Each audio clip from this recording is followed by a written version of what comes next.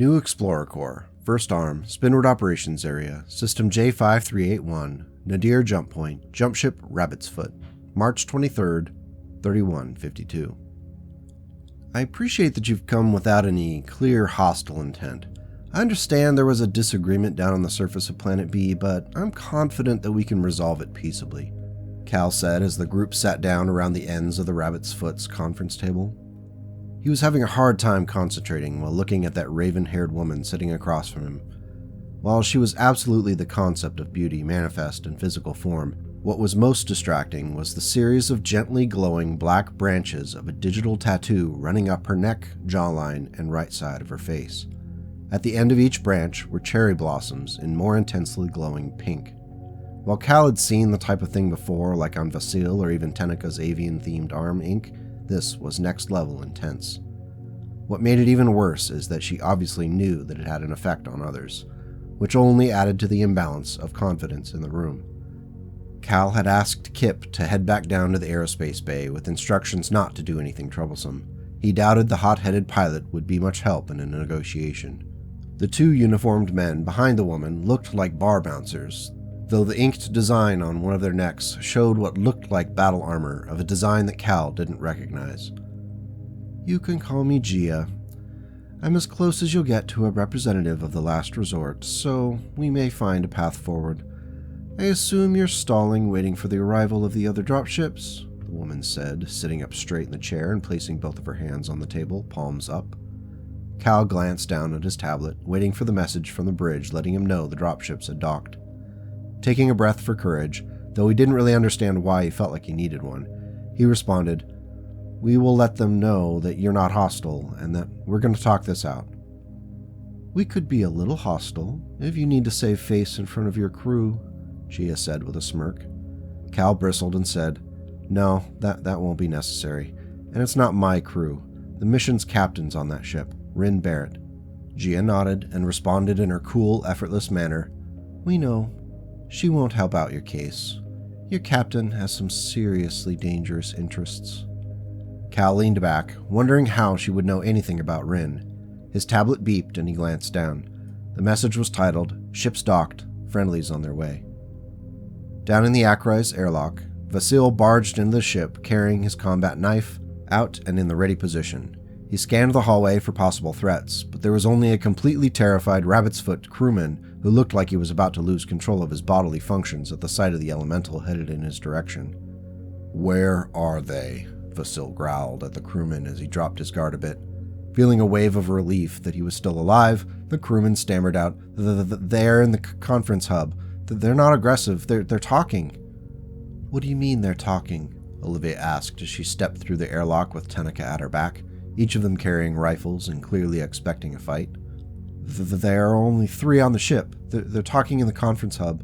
Lieutenant Levitt is expecting you, but he said no weapons," the crewman said, backing up to the steel wall to let Vasil and the Mechwarriors by. A few moments later, Akif marched Higgins through the airlock and followed the rest. Olivia and Tenika stashed the rifles in the rafters in the hallway, a turn away from the conference hub.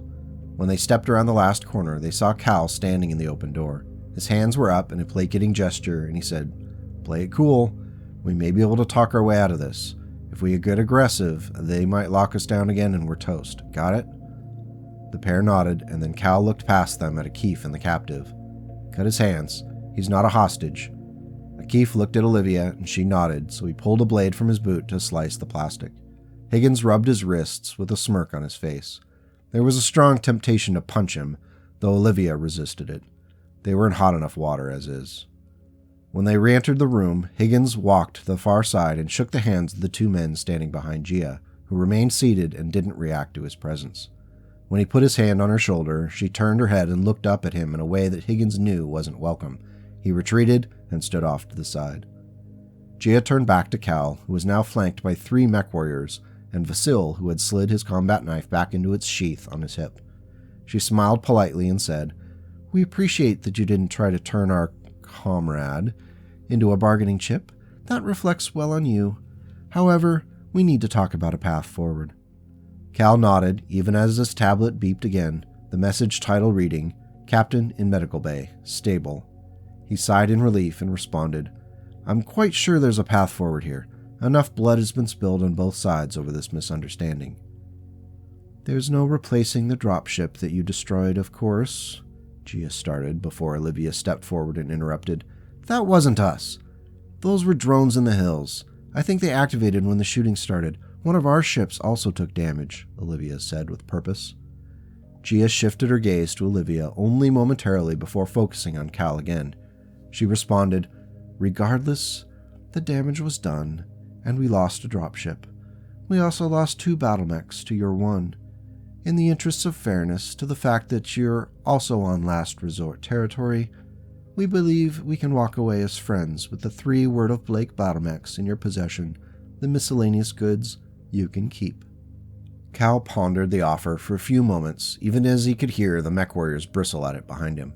He leaned forward a bit, placing his hand on the table and gently tapping at it with his finger before saying, We lost a valuable member of our team down there due to your aggression, and the fact that we're currently in possession of the battle mechs and the supplies counts for something, as any attempt to take them by force would likely result in their damage and/or additional casualties. I think a more reasonable offer would be the Helios mech and half of the supplies split as evenly as possible. Gia's black hair cascaded a bit over her shoulders as she also leaned closer slightly. Her words were measured and dripped with saccharine venom. We could wipe you out and still salvage plenty to make up for the effort, but we're not Blakists and we're not barbaric Jade Falcons. Vasil took a long, slow, calming breath, fighting the urge to cross the room and deal with that insult. Cal looked back at him and felt a rush of relief seeing the elemental wasn't taking the bait. Seeing the elemental wasn't a fool, Gia continued, We'll take the Grim Reaper and the King Crab as well as 2/3 of the supplies. Cal heard a whimper from Tenica and figured it was worth a try when he countered by saying, We'll keep the King Crab. You can have everything else. Tenica held her breath as Gia leaned back and brushed her hand through her long hair. After a few seconds of staring Cal down, she said, You have a deal. We can begin the transfer immediately. And the communications lockdown has to end, Cal added, rapping his knuckle on the desk. Gia's grin turned into a Cheshire smile before she replied, Done. After all, we do want to leave you as friends. Now let's have another drink while we let our crew handle the transfer. Cal stood, straightened his jacket, and said, I have to decline. My captain's in rough shape, and I need to make sure she's getting the care she needs. I could use a drink, Akif said, stepping forward. Gia shrugged and sat back in her chair while all but Akif filed out. Before going, Cal leaned over to Akif and whispered, Be careful. I think she may collect skulls as a hobby. Akif smirked and responded, Don't worry, Lieutenant. I'll keep an eye on her. As he stepped through the door, Cal figured he had a 50-50 shot of never seeing Akif alive again. When he reached the medbay, Cal could see that Rin wasn't going to be up and running around anytime soon. Her chest was wrapped in gauze and a compression vest to help her breathe, and the ship's doctor had set IVs in her arm with various concoctions hanging above. The bruises on her face were substantial and looked like they'd be hanging around for a long time. When he sat down on the stool next to her bed, Rin's eyes opened and she smiled at him.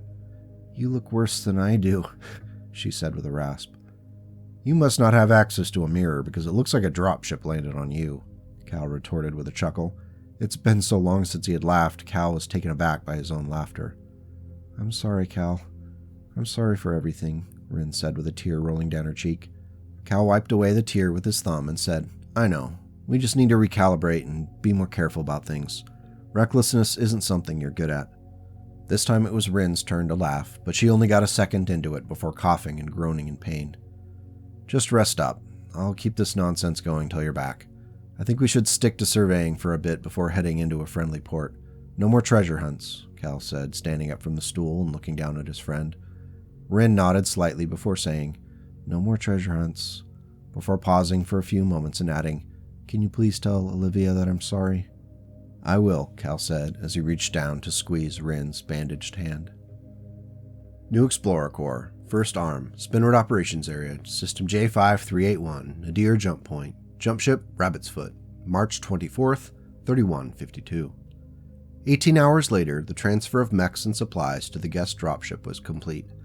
Cal and Olivia made sure to personally check that there weren't any crates left behind, as neither of them wanted any evidence of the word of Blake around to cause more trouble. "Levitt, you'd better get over here," Olivia called out over the comlink. When he wandered over, very aware that he was being watched by the visiting crew, Cal stopped in his tracks instantly when he saw it. The Calliope was in a sitting position, wedged behind several large stacks of crates. Olivia ran her hand through her hair in frustration before looking over at Cal and saying, "Why would they try to steal it? They'd know we'd check." "I can clarify," Gia said as she approached the two. Behind her walked Akif, looking rather sheepish and avoiding eye contact. "He's bailing on us," Olivia said, putting her hands on her hips. Cal sighed, rubbing his temple before saying, "Okay, what's going on?" "Your Mechwarrior is seeking passage to the last resort. He has expressed displeasure with the leadership of this mission," Gia said, speaking for Akif, who didn't look like he was going to be participating in this conversation. "If you leave, you forfeit your pay. This is some murky business," Cal said while looking past Gia and into Akif's eyes. Gia smiled, that wicked smile, and it pulled Cal's eyes back to hers in a way that he didn't like. Her words once again took on that predatory tone when she said, "There are consequences for poor leadership." Looking past Cal at Olivia, she added, "Need a good job? The last resort is always looking for talented Mechwarriors." "I'm good, thanks," Olivia said while crossing her arms and glaring at Akif. 2 hours later, Cal stood on the bridge of the Rabbit's Foot and watched the holographic representation of the last resort dropship heading on its trajectory towards the jump ship. Every second of distance between them improved his sour mood. Losing Ariana, May, and now Akif bailing on his contract made the prospect of continuing the new Explorer Corps mission that much more untenable. "Let's get jump telemetry to the inner sphere, nearest Combine port of call.